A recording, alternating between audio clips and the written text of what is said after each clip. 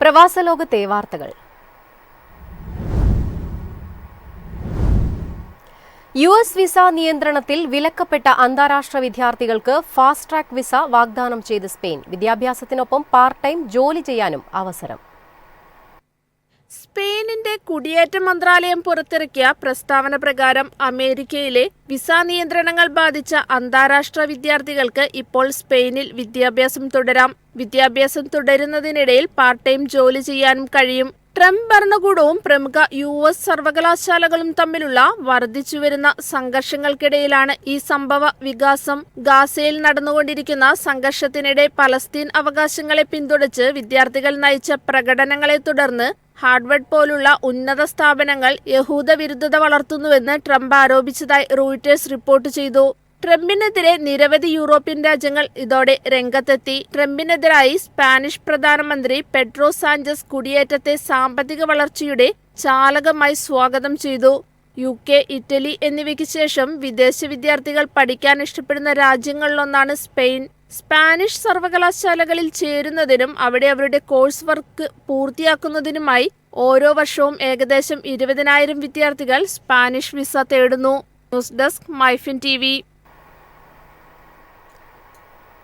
ഈ വർഷം അന്താരാഷ്ട്ര വിദ്യാർത്ഥികൾക്കുള്ള പോസ്റ്റ് സ്റ്റഡി വർക്ക് പെർമിറ്റ് കോഴ്സുകൾ കാനഡ പരിഷ്കരിക്കും. തൊഴിൽ വിപണിക്ക് നേട്ടമാകുമെന്ന് പ്രതീക്ഷ.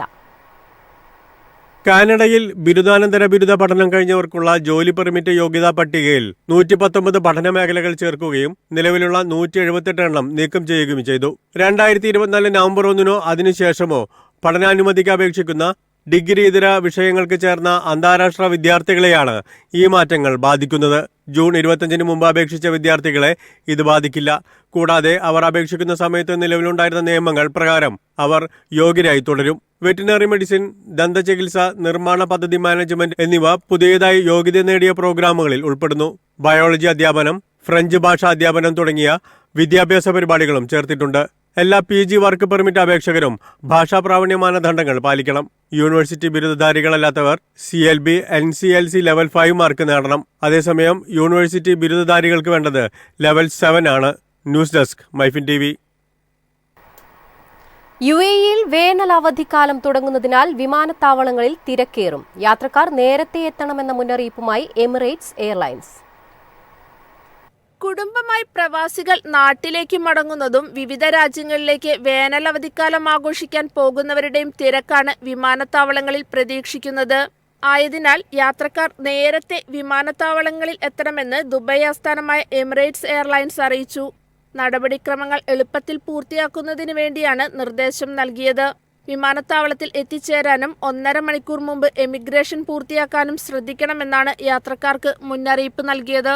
News desk MyFin TV.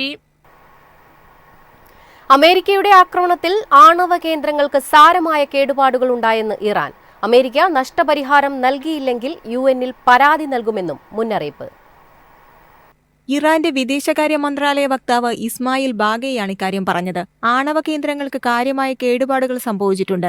ഇറാന്റെ അറ്റോമിക് എനർജി ഓർഗനൈസേഷനും മറ്റ് പ്രധാന ഏജൻസികളും ഇക്കാര്യം അഭിസംബോധന ചെയ്യുന്നുണ്ടെന്നാണ് വിദേശകാര്യ വക്താവ് പറഞ്ഞത്. അതേസമയം ഇറാനിലെ ഫോർദോ, നദാൻസ്, ഇസ്ഫഹാൻ എന്നിവിടങ്ങളിലെ ആണവ കേന്ദ്രങ്ങളിൽ അമേരിക്ക നടത്തിയ ആക്രമണം പരാജയമായിരുന്നുവെന്ന് US ഇന്റലിജൻസിന്റെ പ്രാഥമിക വിലയിരുത്തലും പുറത്തുവന്നിരുന്നു. ഇറാന്റെ ആണവ പദ്ധതിയുടെ പ്രധാന ഘടകങ്ങൾ നശിപ്പിക്കുന്നതിൽ അമേരിക്കൻ ആക്രമണം പരാജയപ്പെട്ടെന്നായിരുന്നു ഇന്റലിജൻസിന്റെ report. News desk MyFin TV.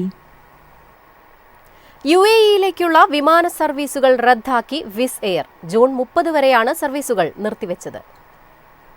June 30 വരെ യുണൈറ്റഡ് അറബ് എമിറേറ്റ്സിലേക്കും തിരിച്ചുമുള്ള എല്ലാ വിമാനങ്ങളും റദ്ദാക്കാൻ ചൊവ്വാഴ്ച വിസ് എയർ ഗ്രൂപ്പ് തീരുമാനിച്ചിരുന്നു.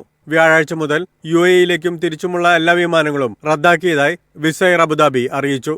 ഇറാനും ഇസ്രായേലും തമ്മിൽ സംഘർഷത്തെ തുടർന്ന് വ്യോമാതിർത്തി അടച്ചതും സുരക്ഷാ ആശങ്കകളും കാരണം അന്താരാഷ്ട്ര വിമാന കമ്പനികൾ ഗൾഫിലേക്കുള്ള സർവീസുകൾ നിർത്തിവച്ചിരുന്നു. ചൊവ്വാഴ്ച മുതൽ വെടിനിർത്തൽ പ്രാബല്യത്തിൽ വന്നെങ്കിലും വിമാന സർവീസുകൾ പല കമ്പനികളും പൂർണ്ണമായും പുനരാരംഭിച്ചിട്ടില്ല.